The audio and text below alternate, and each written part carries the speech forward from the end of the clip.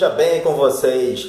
Nas últimas semanas, estamos vendo como se fosse um filme o que ocorre entre Israel e o grupo palestino terrorista Hamas. Antes de tudo, é preciso explicar alguns pontos, principalmente para aqueles que se imaginam especialistas em Oriente Médio, que acreditam que todo árabe é muçulmano ou que todo muçulmano é árabe, que todo judeu é israelense ou que todo israelense é judeu, ou que turcos e iranianos também são árabes. E só para esclarecer, árabes israelenses são cidadãos de origem árabe e nacionalidade israelense que vivem em Israel com todos os direitos e obrigações de quaisquer cidadãos israelenses. A convivência entre árabes israelenses, sejam eles católicos, muçulmanos e judeus. Sim, pessoal, existem árabes judeus, e israelenses judeus é plena e pacífica em todo o território de Israel. Um exemplo disso é a cidade do norte chamada Haifa. Como eu sempre digo, antes de conhecer o Oriente Médio, é preciso entendê-lo. Portanto, o Oriente Médio não é para principiantes ou especialistas sazonais ou ocasionais. Este é mais um momento histórico, talvez o maior desde os acordos de Camp David em 1978 e Oslo em 1993. Porém, sem paz entre tanta história do Oriente Médio. Por isso é muito importante compreender os conflitos na Terra Prometida que vão muito além de uma explicação rasa sobre o pseudo tudo o que acontece. Trata-se de uma grave situação histórico-geopolítica. Então, vamos fazer uma abordagem histórica, quase sempre com datas completas aqui, até chegar aos dias de hoje. Mas antes, vocês já sabem, vocês vão se inscrever no canal, curtir o trabalho da gente, comentar e compartilhar o vídeo com seus filhos, familiares e amigos. Mas agora também podemos acessar os nossos conteúdos no Instagram, @sobrevivência em livros, meus amigos. E pessoal, antes é preciso entender algumas peculiaridades do Oriente Médio. Um verdadeiro caldeirão em ebulição, sem trocadilhos, de etnias, nacionalidades e religiões. Amigos, como eu disse no início do vídeo, árabe não é somente aquele que nasce na Arábia Saudita, mas é de origem de etnia árabe, que é um dos povos semitas do Oriente Médio. Os árabes podem nascer em qualquer parte do mundo, até no Brasil, e ter a respectiva nacionalidade de onde ele nasceu. E além disso, podem professar qualquer religião que eles desejarem. Isso é individual. Ainda que comumente eles sejam muçulmanos, existem árabes cristãos. Os libaneses são, em sua maioria, cristãos maronitas. Vamos falar sobre eles adiante. Os árabes podem ser judeus. Os árabes podem ser hindus. Os árabes podem professar a fé Bahá'í. Os árabes podem ser até ateus. Isso é individual, porque é religião. Etnia é uma coisa, religião é outra. Tem que ficar muito bem claro sobre isso, porque todo mundo acha que todo árabe é muçulmano. Assim como todo muçulmano não é árabe. E nós vamos ver isso daqui a pouco, meus amigos. Um outro grupo étnico muito importante que ninguém está a falar é o grupo dos drusos. Os drusos. Os drusos formam uma população de 130 mil pessoas que fazem questão de ser israelenses e vivem no norte do país. No mundo são quase 1 milhão de pessoas espalhadas por Estados Unidos, Canadá, Alemanha, Líbano e Venezuela. Os drusos fazem parte da formação do Estado de Israel desde 1948, só para precisar uma data, mas eles estão lá muitos séculos antes disso. E muitos entendem haver uma aliança de sangue entre os dois povos. O islamismo praticado pelos drusos acredita na vertente esotérica do Islã, incluindo filosofia grega e reencarnação. E isso faz com que eles sejam perseguidos pelos muçulmanos sunitas e muçulmanos xiitas. Vou falar sunitas e xiitas, vocês vão entender que são os muçulmanos. Provavelmente já ouviram falar nessas duas correntes do islamismo que também não dialogam entre si. Vamos ver também isso mais à frente. Por isso, até 1948, o tratamento da minoria drusa na Palestina por parte dos seus vizinhos não drusos não era amistosa. Muito pelo contrário, eles eram perseguidos, assassinados, as mulheres eram estupradas. Todos esses crimes eram cometidos contra os drusos. Com o estabelecimento do Estado de Israel, os drusos conquistaram direitos e segurança que até então não lhes eram garantidos.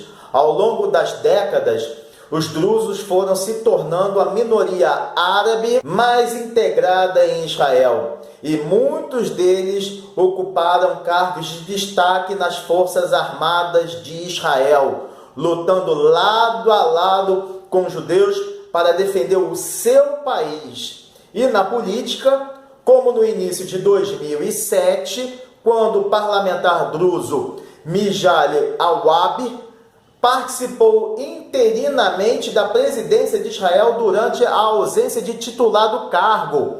Wahab tornou-se, assim, o primeiro não-judeu a servir como chefe de Estado na história de Israel. O primeiro muçulmano a ser chefe de Estado, presidente de Israel. Vocês sabiam disso? Que na cadeira presidencial de Israel já teve um muçulmano, um druso. Uma curiosidade, entre 2014 e 2016, o embaixador de Israel no Brasil, eu estou falando no Brasil, foi o druso Reda Mansour, que antes havia servido na embaixada de Israel em Portugal. Desde 2018, Mansour, que fala 5 línguas, árabe, hebraico, inglês, espanhol e português, é o embaixador de Israel no Panamá. Os curdos formam outro grupo minoritário, porém não semita. De acordo com estudos etnográficos, são de origem persa. E a Pérsia é hoje chamada, desde 1935, Irã.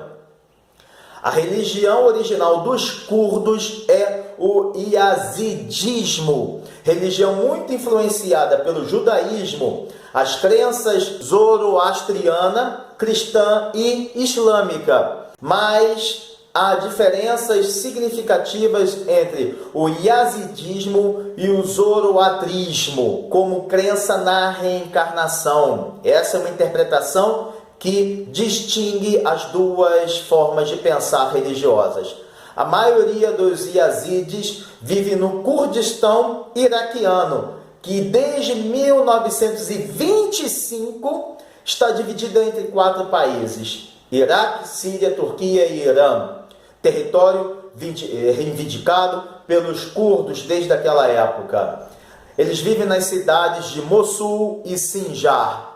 Os curdos são perseguidos por sunitas e xiitas, pois praticam o Islã com o entendimento de grandes liberdades para as mulheres curdas.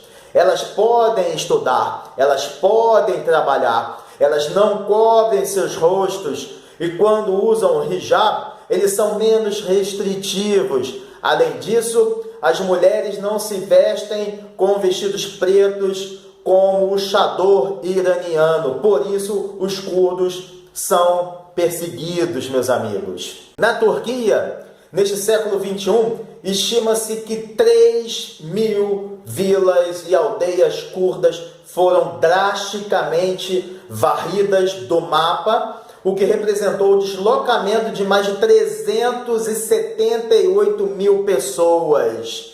No Iraque, desde o fim da década de 1980 até o início dos anos 2000, diversos ataques levaram à destruição de 2.000 aldeias, entre 50 e 100 mil curdos foram mortos. Atualmente, esse povo sofre com a perseguição tanto por parte do Iraque quanto por parte de grupos terroristas jihadistas como o ISIS ou Estado Islâmico, é assim que ele é conhecido. No Irã, antes e depois da Revolução Islâmica de 1979, os curdos iranianos têm resistido aos esforços do governo iraniano para dizimá-los da vida social e assimilá-los na religiosidade.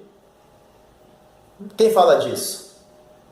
Inúmeras lutas intensas ocorreram entre os curdos e o Estado iraniano entre 1979 e 1982. Em agosto de 1979, o Ayatollah Khomeini declarou uma guerra santa, que ele chamou de jihad, contra os curdos. Genocídio. Em 1980, meus amigos, uma fotografia de um pelotão de fuzilamento da Guarda Revolucionária executando prisioneiros curdos próximo a Sanandaj ganhou fama internacional e venceu o prêmio Pulitzer daquele ano. Vocês podem procurar isso na internet. Cerca de 10.000 curdos foram mortos naquele momento. Desde 1983, o governo iraniano mantém um severo controle sobre todas as áreas habitadas pelos curdos, com assentamento nas suas regiões, nas suas localidades. Alguém fala sobre isso? Os direitos de governo e autoadministração lhes são negados. Líderes comunitários e membros de qualquer partido político não governamental no Kurdistão iraniano podem sofrer perseguições, aprisionamento ou até mesmo a morte, além de ativistas de direitos humanos curdos serem constantemente ameaçados pelas autoridades iranianas. Na Síria, a maior parte dos curdos vive no nordeste e no norte do país, com muitos residentes em Alepo ou Damasco. Os curdos são maltratados e perseguidos sem direito à sua liberdade cultural e religiosa. As técnicas usadas para suprimir a identidade étnica, ou seja, genocídio, dos curdos na Síria incluem várias proibições, como o uso da língua curda, recusa em registrar crianças com nomes curdos, substituições de nomes de lugares curdos com novos nomes em árabe, proibição de negócios que não tenham nomes árabes, proibição de escolas privadas curdas, proibição de livros editados em curdo e outros materiais também escritos na língua curda. Meus amigos, com o direito à nacionalidade síria negado, cerca de 300.000 curdos são privados de quaisquer direitos sociais, violando-se assim as leis internacionais de direitos humanos. Cadê a Human Rights Watch? Cadê a ONU? Como consequência, meus amigos, esses curdos estão efetivamente de mãos atadas dentro da Síria. Embora a maioria dos curdos seja muçulmana, eles podem ser judeus ou cristãos e habitualmente falam aramaico como sua primeira língua.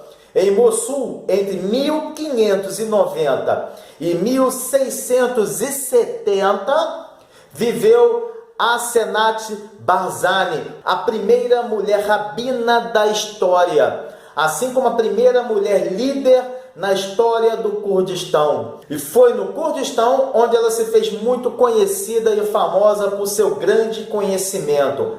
Asenat Barzani faleceu em 1670. Desde então, sua tumba é um lugar visitado por poucos judeus residentes no Kurdistão, assim como judeus curdos que vivem em outros países como em Israel. Vocês se lembram dos arameus ou os aramaicos? Eles têm a sua própria língua, o aramaico. Eles são um povo semita da Mesopotâmia e atualmente residem no sudeste da Turquia, nordeste da Síria, norte de Israel e norte do Iraque.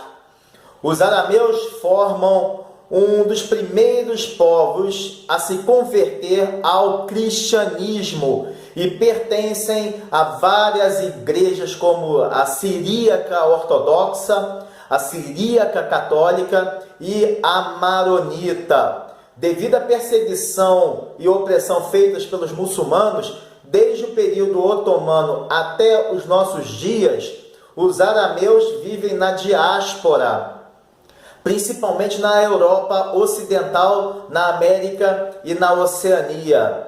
Atualmente, nas Nações Unidas, na ONU, um grupo busca retomar a sua herança cultural e a aramaica e garantir o direito de professar a sua fé cristã nos países muçulmanos do Oriente Médio, em especial na Turquia, onde são perseguidos pelo regime ditatorial. Além disso, os arameus buscam amparos, pois não desfrutam de direitos humanos na maioria dos países do Oriente Médio, como Síria, Líbano, Jordânia, Iraque e Irã.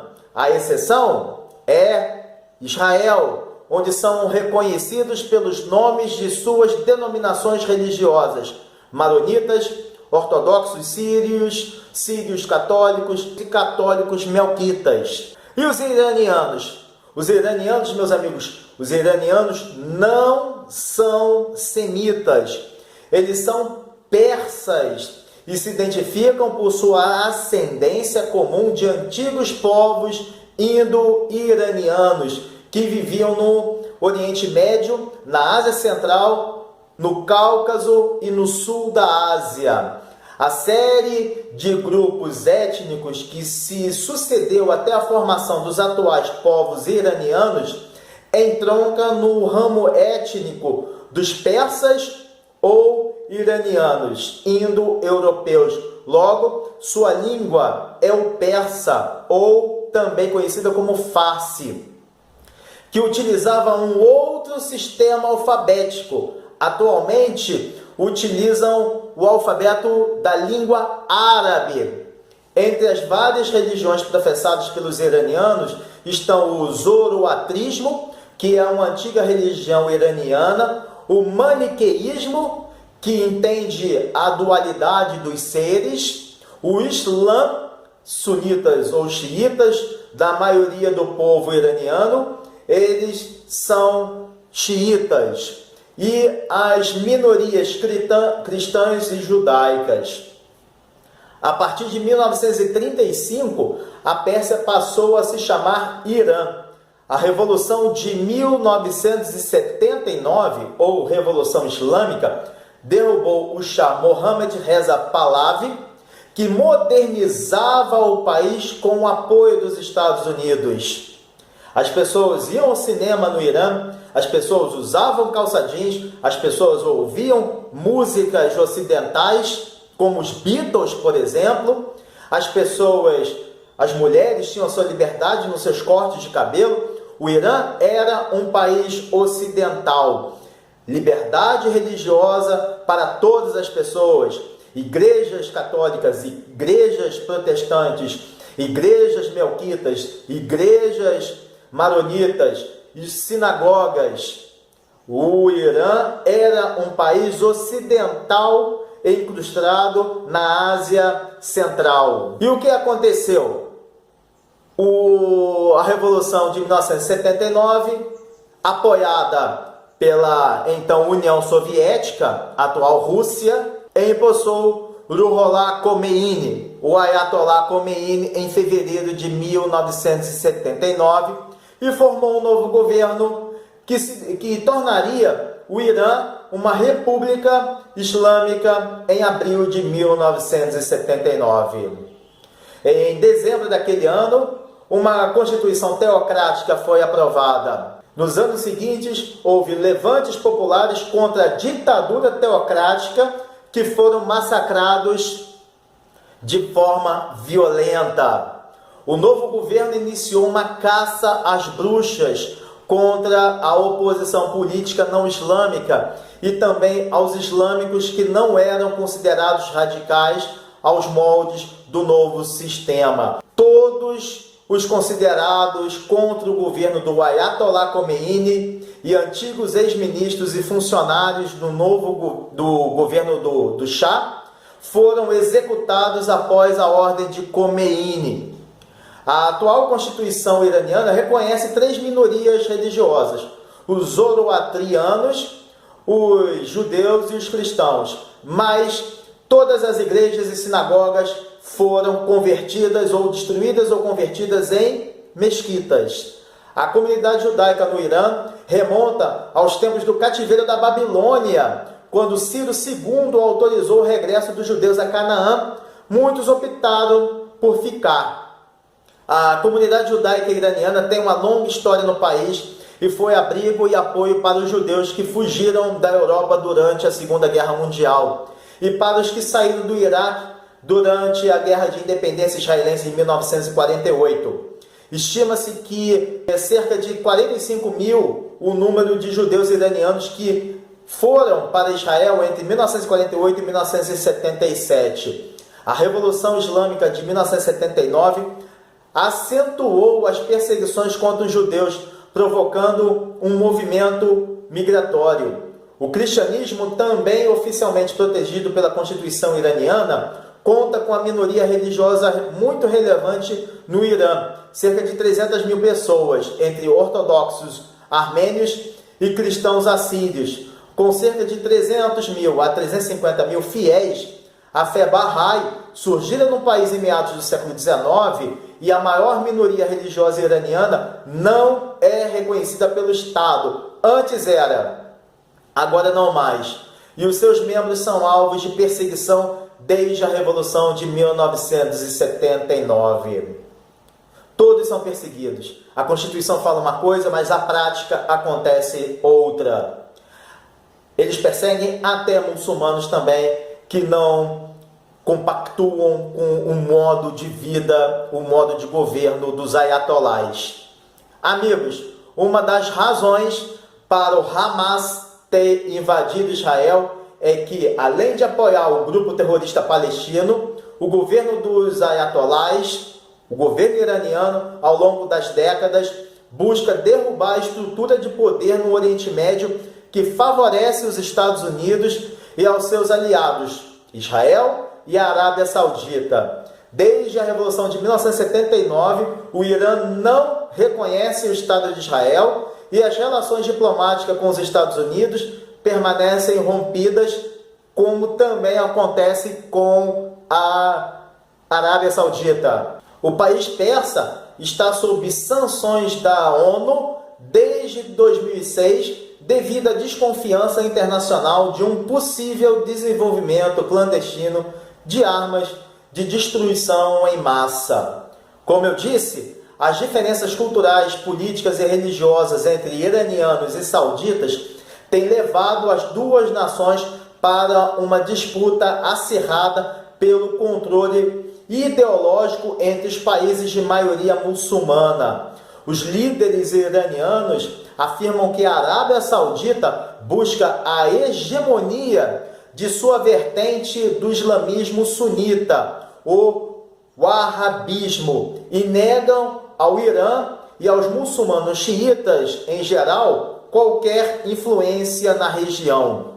O auxílio iraniano aos países de maioria xiita e à população xiita em países de maioria sunita tem agravado as tensões sectárias e contribuído para as diversas guerras e instabilidades no Oriente Médio. Como um instrumento de sua política externa, o Irã fornece armas, treinamento e consultores militares no apoio às nações aliadas, bem como às facções armadas. Devido ao seu apoio aos grupos que cometem atos de terrorismo internacional, o Irã foi colocado na lista norte-americana de países patrocinadores do terrorismo em janeiro de 1984. E aqui, meus amigos, está a razão do apoio do Irã ao Hamas. O estreitamento entre Israel e a Arábia Saudita, apoiado pelos Estados Unidos. Este é um dos motivos principais. E já os palestinos, meus amigos?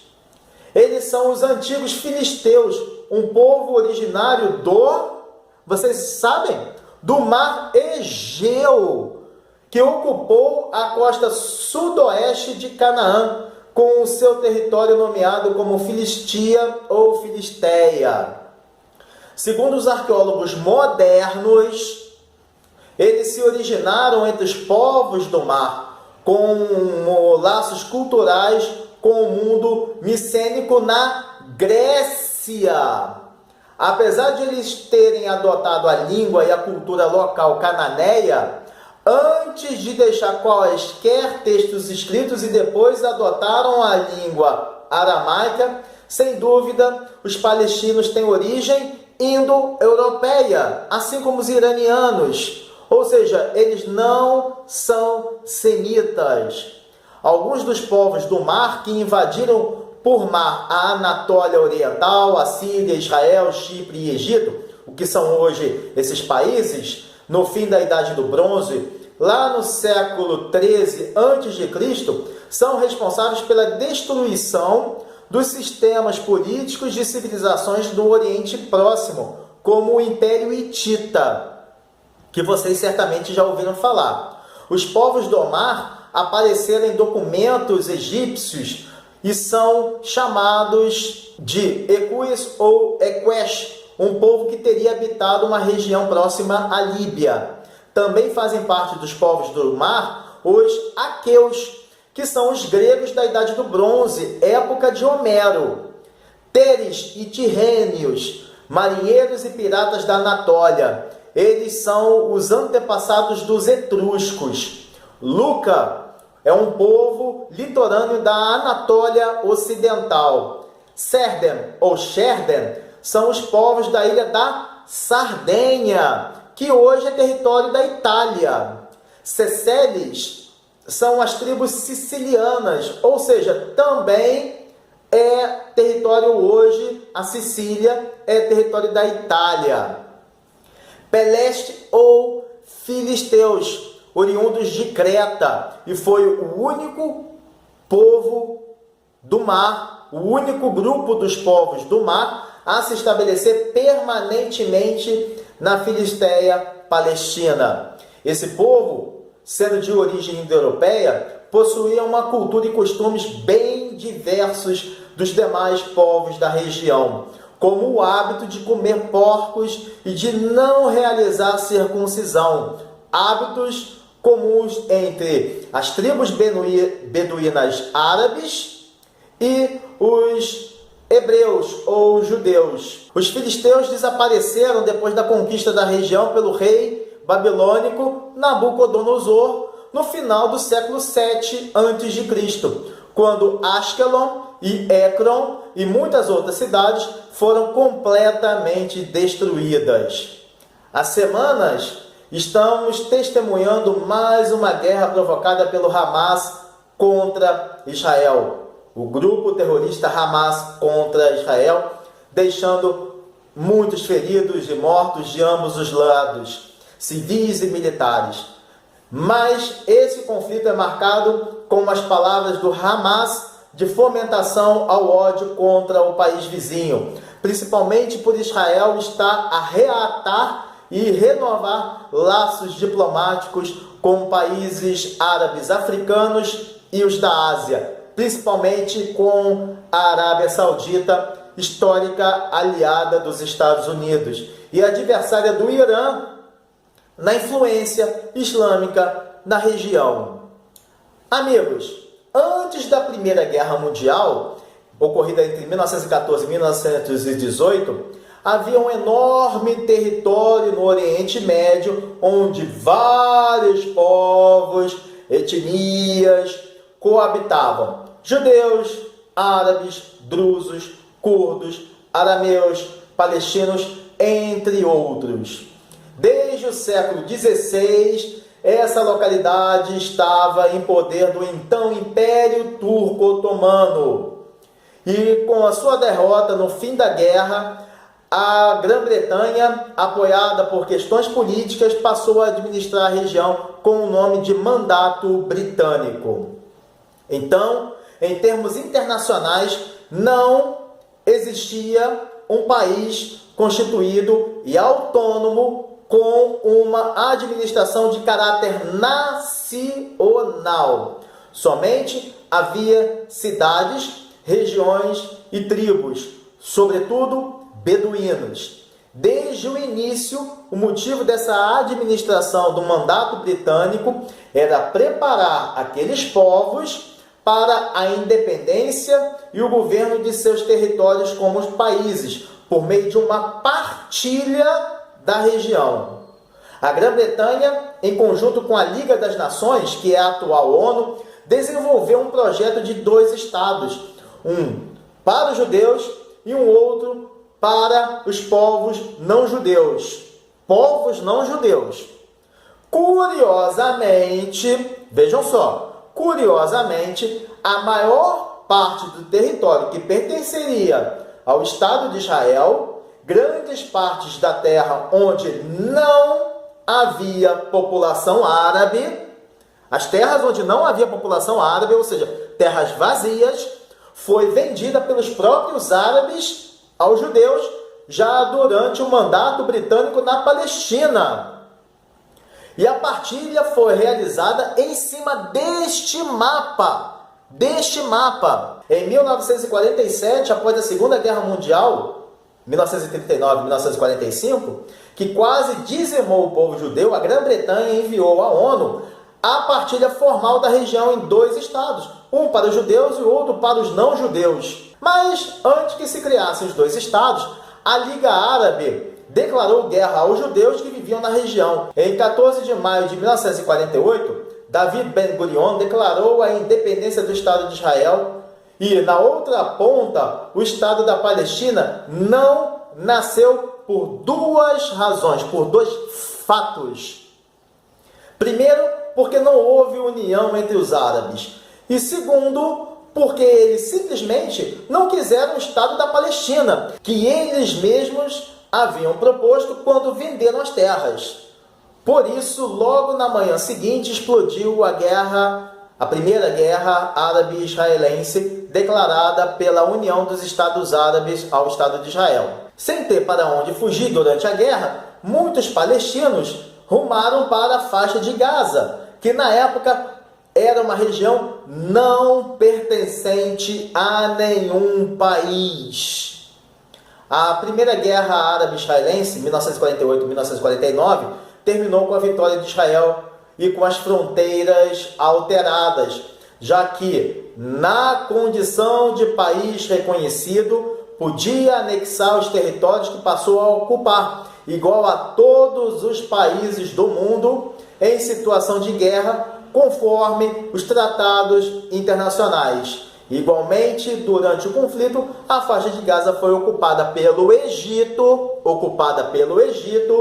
e a Jordânia tomou a Judéia, que passou a ser chamada de Transjordânia. Hoje é conhecida como Cisjordânia. Em 1967, o aumento das tensões no Oriente Médio fez eclodir a Guerra dos 6 Dias. Durante esse conflito, Israel ficou cercado por países árabes que tinham uma força militar muito maior. Então, para se defender, Israel conseguiu ocupar estrategicamente a faixa de Gaza e as colinas de Golã para recuar as forças egípcias e sírias. Dessa forma, mais uma vez Israel venceu a guerra e manteve o controle dos territórios ocupados até 1987, quando devolveu os territórios ao Egito e para a Síria também. Em 1993, Israel e a OLP, Organização para a Libertação da Palestina, reivindicando a faixa de Gaza, assinaram o Acordo de Paz de Oslo, que transformou a OLP em ANP, Autoridade Nacional Palestina, legando aos palestinos uma administração de seu território. A faixa de Gaza lhes foi devolvida, porém, pelo Egito. Porém, a ANP não conseguiu controlar os terroristas do Hamas, que não aceitaram o acordo de paz. Desde aquela época até 2005, a ANP administrou a faixa de Gaza.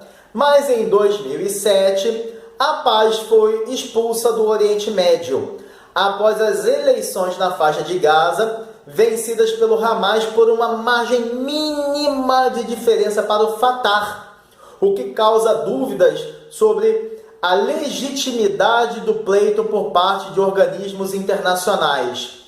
O grupo terrorista então iniciou uma verdadeira caça aos membros do Fatah, assassinando alguns, inclusive jogando alguns deles pelas janelas dos escritórios do partido rival e perseguindo seus familiares. Esses atos de violência fez com que o Fatah se exilasse na região da Judéia, Cisjordânia. Até hoje, o Hamas impõe uma ditadura sanguinária contra o povo, roubando-lhes alimentos, desviando os recursos financeiros enviados pela União Europeia, reprimindo duramente a liberdade de expressão da imprensa e da internet, perseguindo e matando opositores e seus familiares, pregando o assassinato de americanos, judeus e homossexuais, lançando em média 150 a 200 mísseis por mês sobre Israel, que se defende com o Iron Dome, ou o Domo de Ferro, e proibindo mulheres de estudar. Atualmente, o Hamas controla a faixa de Gaza e o Fatah a Palestina, que é a Cisjordânia. Amigos, todos os dias o próprio Hamas, ao vivo, em seu canal de TV, rádio e redes sociais, transmite para toda Gaza palavras de terror, destruição e morte, como uma lavagem cerebral para estimular a violência e o extremismo contra os seus inimigos políticos palestinos moderados, Israel, Egito, Jordânia, Arábia Saudita e o Ocidente, criando assim uma atmosfera de perigo constante na região. Um outro grave problema gerado pelo terrorismo em Gaza é o aniquilamento do pensamento libertário e cultural. Em 2010, ou seja, há 13 anos, o Hamas invadiu e fechou um centro da juventude porque ensinava música e dança. Em 2011, o grupo terrorista censurou um filme que mostrava relações de convivência entre homens e mulheres de origem árabe, mas sem o véu. Em janeiro de 2012, o Hamas proibiu a exibição de um programa de calouros porque esse programa não era religioso. Em maio, acabou com um festival literário por ser contestador e fazer as pessoas pensarem e debaterem ideias. Em outubro, interditou uma festa de hip hop e apreendeu as gravações do evento porque é música ocidental. O Hamas exige que a educação escolar ensine nas escolas de Gaza disciplinas de ódio e intolerância religiosas, ódio e intolerâncias sexuais, ódio e intolerância à liberdade das mulheres para todas as crianças. Essas crianças crescem entre os discursos mais agressivos possíveis. Nas aulas de educação física, desde cedo, os alunos aprendem a atirar e posicionamento militar. Líderes do Hamas, como o primeiro-ministro Ismael Haniyeh, orgulhosamente proclamam que a morte em nome de Deus é o nosso dos terroristas. É o nosso desejo mais supremo. Vejam só, sem explicações, essa realidade é simplesmente ignorada pela ONU e pela Human Rights Watch, ou seja, a Comunidade Internacional de Defesa dos Direitos Humanos. Em 10 de agosto de 2012, o vice-presidente do Parlamento de Gaza, Ahmad Bahar, declarou em discurso: Deus destrua os judeus e seus apoiadores. Destrua os americanos e seus apoiadores. Deus mate todos sem deixar um só. Logo em seguida, Youssef al-Sharaf, membro do Conselho Legislativo palestino, também fez coro. Deus pegue os judeus, os americanos e seus aliados e aniquile-os completamente. Essas são as palavras explícitas de incitações ao genocídio. Amigos, com a presença do Hamas, desse grupo terrorista, torna-se impossível manter a paz na região. A imprensa não divulga, mas algumas pessoas sabem que em dezembro de 2012 houve mais uma tentativa de israelenses e palestinos selarem a paz no Oriente Médio. Em 2011, pouco antes de falecer, o ex-presidente tcheco Václav Havel declarou que sem paz interna, isso é, paz entre os cidadãos e o Estado, não pode haver garantia de paz externa. Nessa esteira, é nítido que o Hamas está em guerra tanto contra o seu inimigo histórico Israel, contra seus próprios cidadãos. Em julho e agosto de 2014, ocorreu mais uma guerra provocada pelo Hamas contra Israel, deixando feridos, mortos de ambos os lados. Esse conflito foi marcado pela fomentação ao ódio e pela ameaça aos políticos palestinos e à própria população que não apoia a ofensiva do Hamas contra o país vizinho. Meus amigos, se nós fizermos um olhar microscópico sobre o Oriente Médio como um todo, não só a região, mas como um todo, isso vai nos permitir notar que a maior parte dos governos árabes e islâmicos, sunitas e xiitas, agem contra suas próprias populações civis, submetendo-as a governos ditatoriais e teocráticos. Mas acusam Israel e o Ocidente pelas mazelas dos árabes. A exceção atual é a Jordânia, uma monarquia democrática árabe com o qual Israel mantém uma diplomacia. E a fronteira entre Israel e a Jordânia é apenas o Rio Jordão.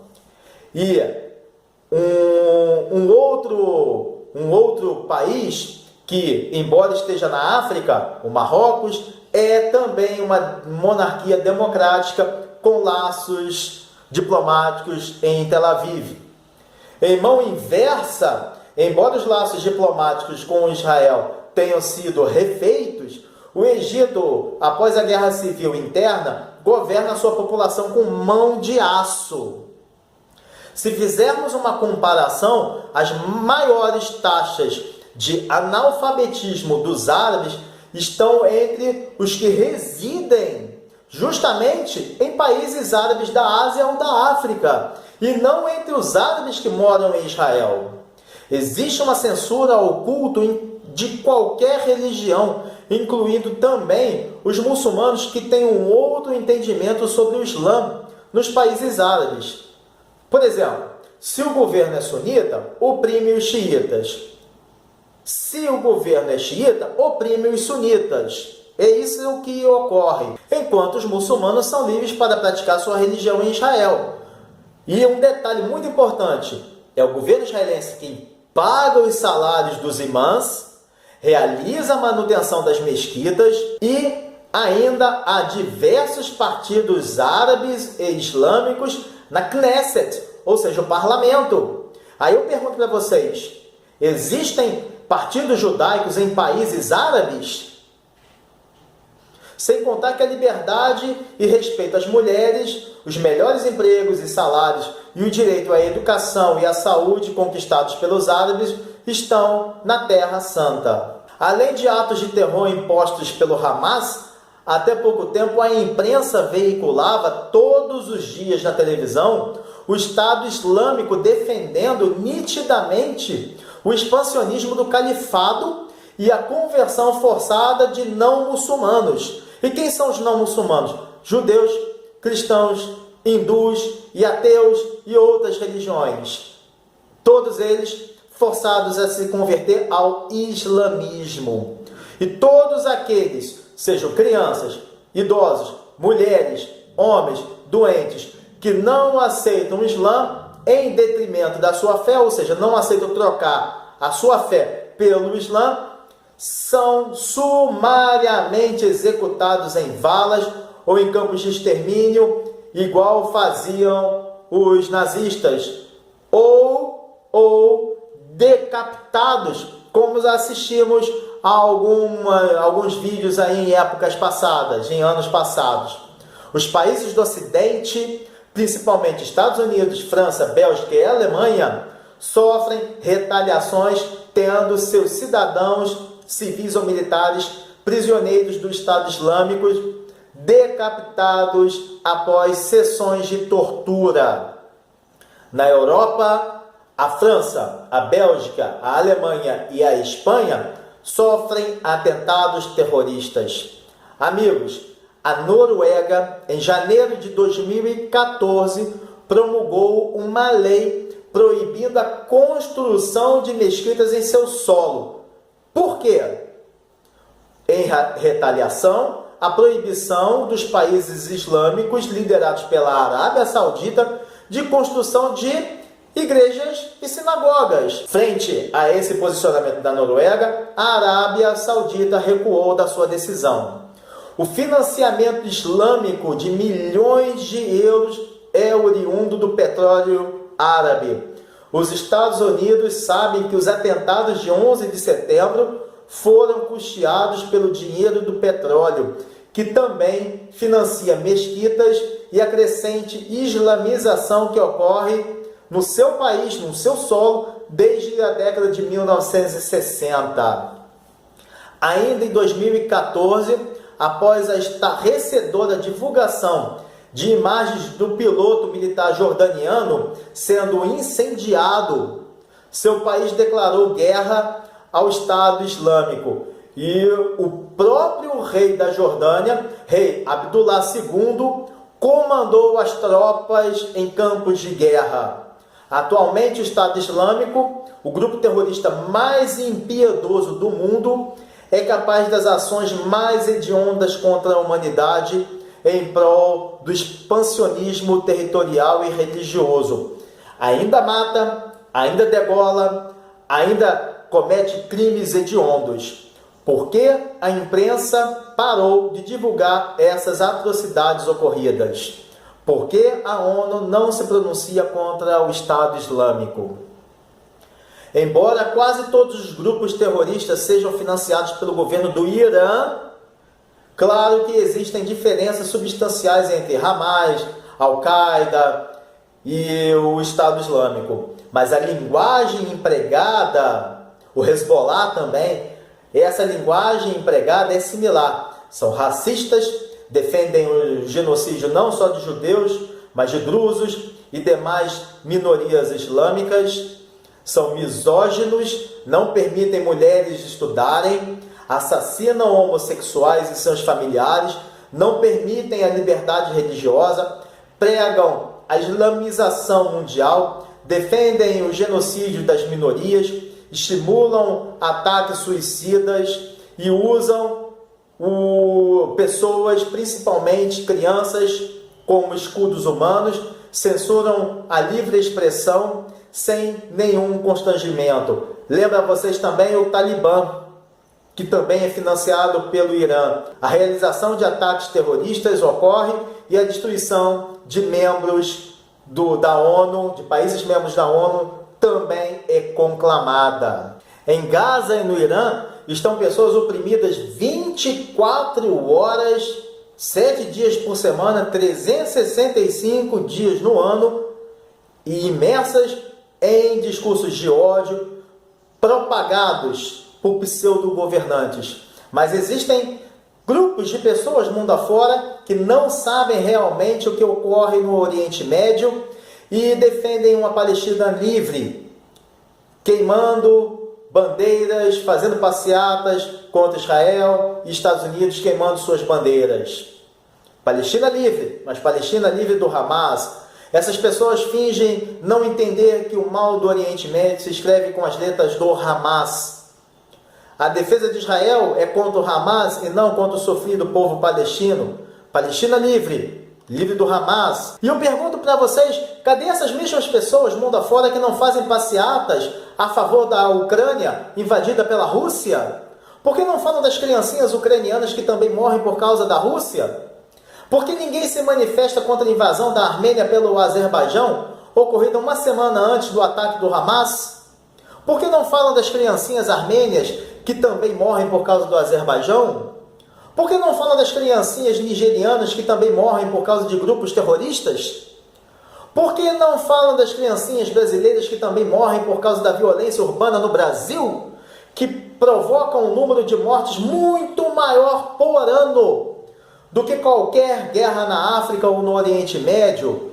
Até porque esses conflitos são sazonais e depois eles param.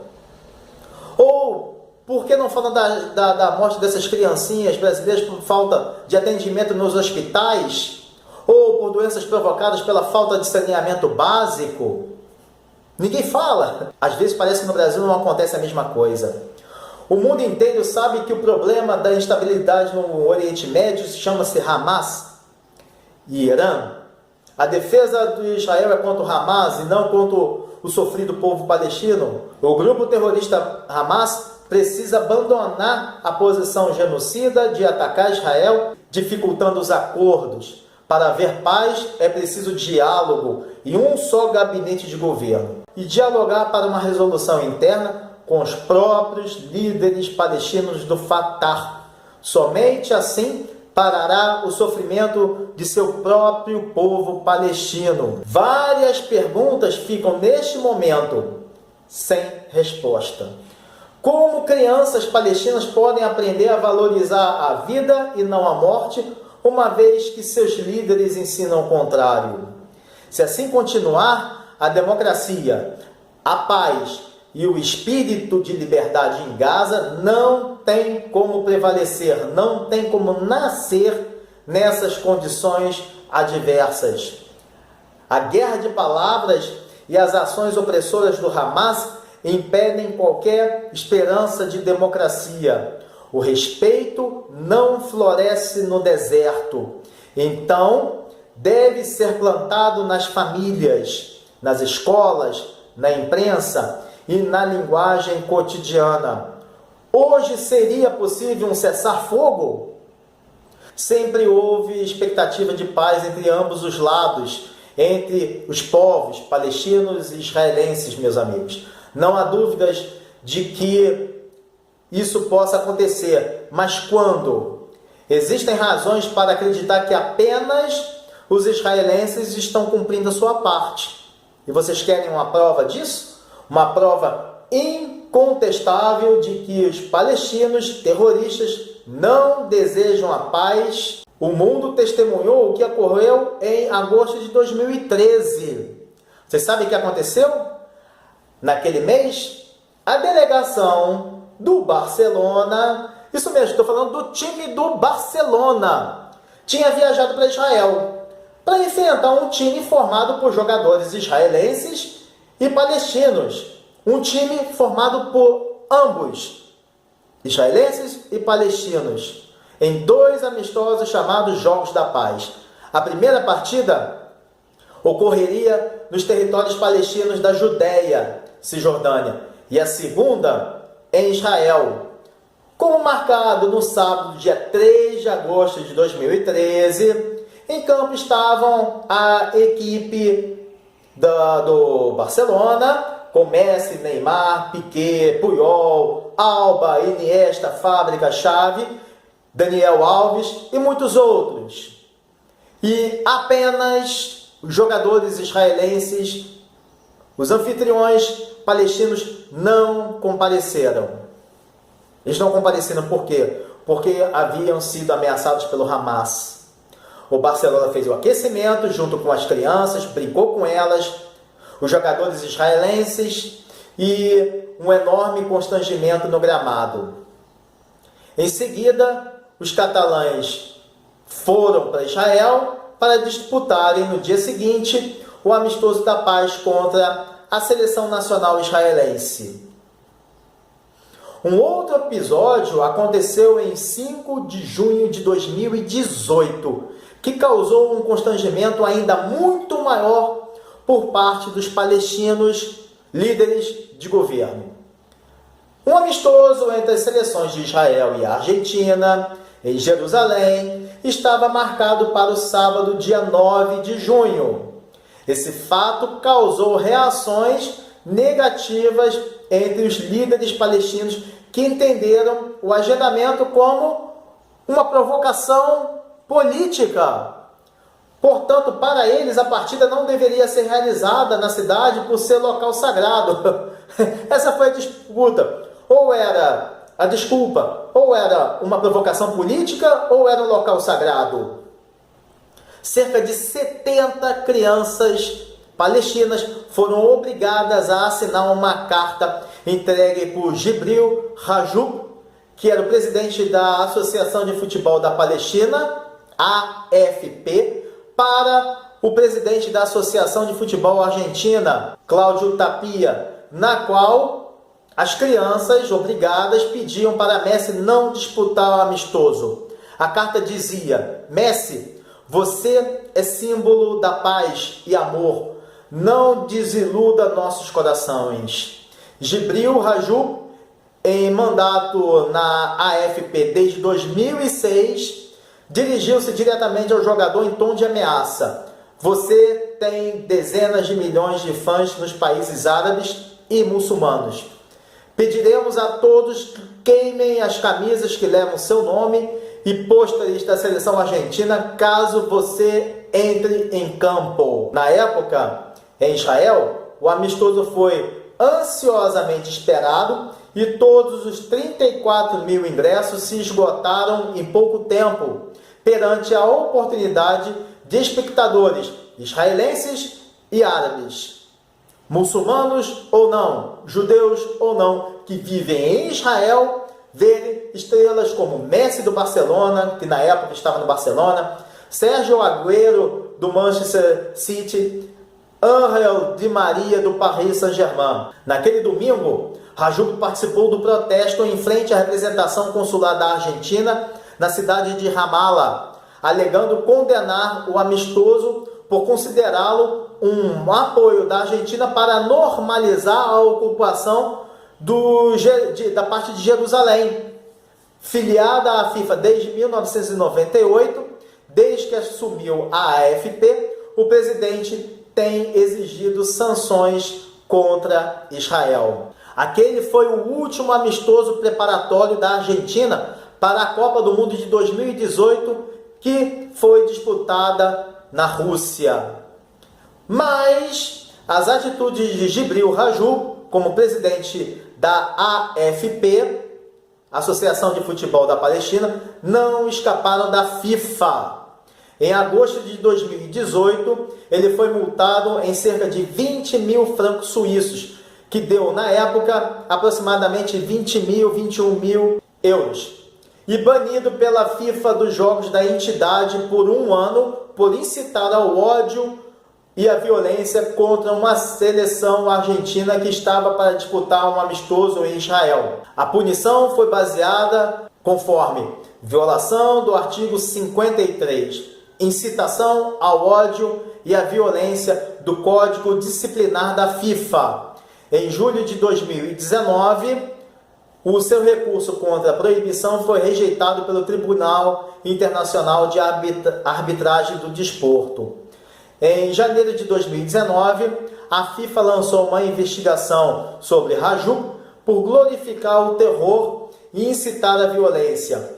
Uma carta do chefe das investigações da FIFA e de seu comitê de ética alegou que Raju glorificou o terrorismo, politizou o futebol, empregou linguagem racista ao se referir aos israelenses, incluindo comparações como satanás e nazistas, e encorajou competições e times de futebol a receberem nomes de terroristas palestinos condenados.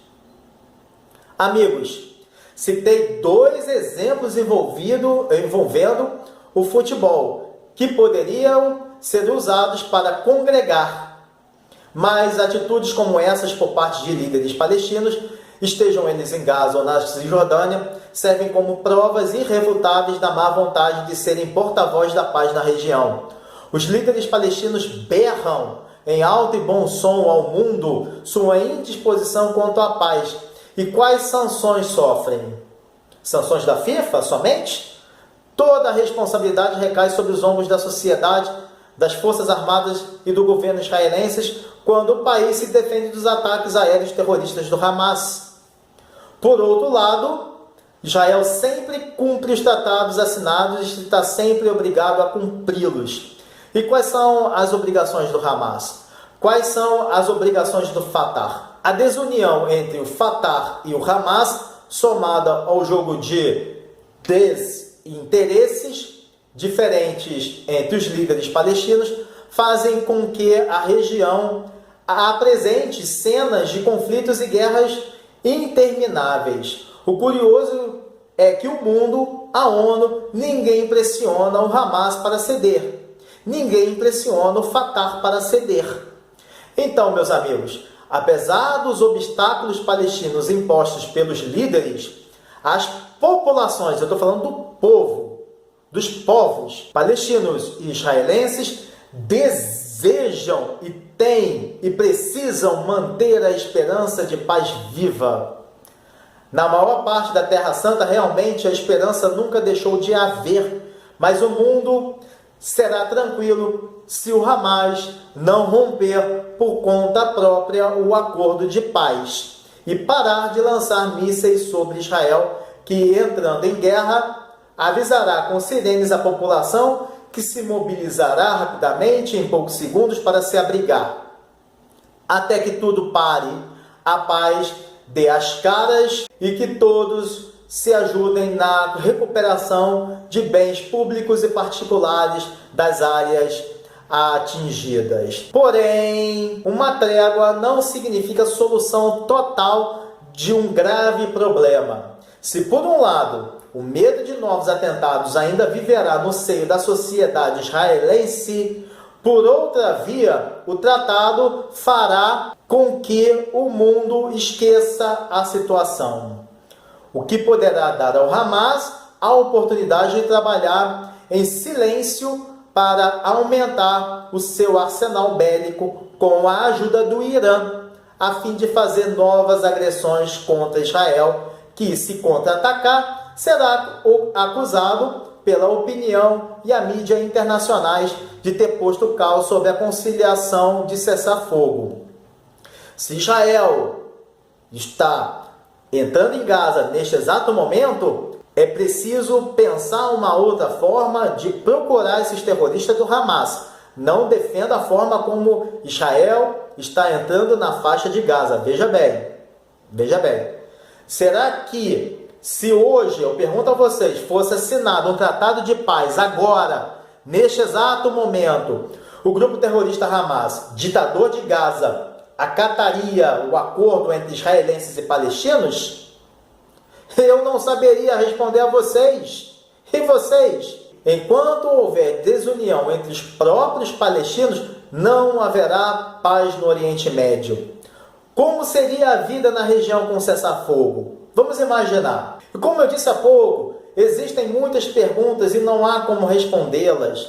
Somente poderemos ver o que vai acontecer e torcer para que Deus abençoe os corações dos políticos palestinos e também dos políticos israelenses, principalmente dos líderes terroristas, do Hamas para cumprirem algum acordo de paz que venha a ser declarado, ou uma trégua, qualquer coisa nesse sentido. Em nossos dias modernos, a violência pode ser compreendida como uma dialética entre o medo e o terror, gerando uma rotina de mortes de ambos os lados envolvidos. Provocações e intolerâncias mútuas não ajudam em nada em direção a um caminho de paz. O embate prova que a obra de Yitzhak Rabin ainda se encontra inacabada. Jamais haverá paz em Israel à medida que houver mulher ou homem, ou ainda crianças obrigados a servirem de escudo ou se explodirem pela Palestina. Por outro lado, o povo palestino não sentirá segurança enquanto Israel não vencer o terrorismo. A ex-primeira-ministra Golda Meir certa vez afirmou o seguinte: se os árabes abaixarem suas armas, haverá paz, pois é o que todos desejam. Mas se Israel abaixar suas armas, Israel será destruído, pois é o que poucos desejam. Essas palavras foram ditas por ela na década de 1970. Amigos, apenas o fluir das areias da ampulheta nos mostrará o futuro. Até agora, mais uma vez, não resta à humanidade senão aguardar que os líderes palestinos demonstrem boa fé para se reorganizarem, em primeiro lugar, e assim assinarem mais uma aliança de paz a ser mediada pelos americanos como as anteriores. Ou mesmo que esses novos acordos não sejam mediados pelos americanos. Isso não importa. O que importa é que israelenses e palestinos se sentem para assinar. Mas primeiro os palestinos têm que buscar uma unidade entre si. E só para finalizar, eu iniciei esse vídeo falando de uma palavra muito importante. Não sei se vocês prestaram atenção. A palavra é geopolítica. Há alguns dias eu estava a conversar com amigos e a minha esposa, meu filho também, sobre esses pesadelos que ocorrem em Israel. Pode ser que eu esteja muito errado, claro. Porém, a minha linha de raciocínio faz muito sentido. Vamos analisar juntos. Tudo pode ter começado há mais de um ano. E o que ocorreu há mais de um ano? Rússia invade Ucrânia. Em março e abril de 2023 deste ano, o Tribunal Internacional de Haia expede vários mandados de prisão contra Putin por crimes de guerra. Passados quase 2 anos, Putin recebe pressão internacional para parar o conflito. De repente, explode uma guerra entre Armênia e Azerbaijão. Na realidade, Azerbaijão contra a Armênia. Vocês sabiam disso? Não? Vamos analisar essa situação. Tradicional aliada da Rússia, desde os tempos da União Soviética, as relações entre Armênia e Moscou azedaram desde que Nikol Pashinyan, que liderou enormes protestos contra o governo russo em 2018, se tornou o primeiro-ministro da Armênia. E o que era ruim ficou pior quando Pashinyan declarou que a dependência russa da Armênia como fonte única de segurança era um erro estratégico. Além disso, a Armênia revelou no início do mês de setembro de 2023, agora, que estava organizando exercícios conjuntos com forças dos Estados Unidos. Olha só, a aliança da Armênia com os Estados Unidos. Imediatamente, isso foi no início de setembro, agora, setembro de 2023, imediatamente Moscou declarou que isso poderia gerar medidas hostis. Então, não demorou para o dia 19 de setembro, ou seja, o mesmo mês, o Azerbaijão russo declarar guerra contra a Armênia americana. Porém, essa guerra não teve repercussão internacional e Putin continuou a receber duras críticas e apelos internacionais para o cessar-fogo contra a Ucrânia. Qual foi a saída para tirar o foco desse conflito eslavo? A saída foi: como ele poderia fazer? O que Putin pensou? Volodymyr Zelensky é e sempre foi opositor de Putin. Zelensky é judeu que recebeu apoio do governo israelense para se defender, para defender a Ucrânia contra a Rússia. Então, o Hamas entrou no jogo com o apoio e dinheiro do Irã, que é aliado histórico da Rússia. Vejam só, durante esse um ano, enquanto isso, durante esse um ano, vamos voltar o olhar para uma outra situação que estava acontecendo ao mesmo tempo, antes e durante o conflito, a invasão da Rússia à Ucrânia. Durante esse um ano, os Estados Unidos fazem um papel de intermediários para Israel reatar ou a revigorar laços diplomáticos com diversos países árabes. O último havia sido Marrocos.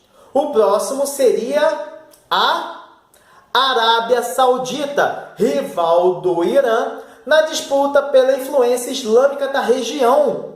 Olha só, a Arábia Saudita é sunita. Os sunitas são 90% dos muçulmanos do mundo inteiro. O Irã é xiita, que apesar de ser minoria mundial, são menos de 10%, são cerca de 10%. No país persa, eles são maioria. O objetivo do Irã: ampliar sua influência religiosa e política teocrática na região. Lembra que eu falei para vocês no início do vídeo, pelo meio do vídeo? A começar pelo aumento do número de fiéis xiitas no mundo. O Hamas, que foi fundado em 1973, é oriundo da Irmandade Muçulmana, que data de 1928.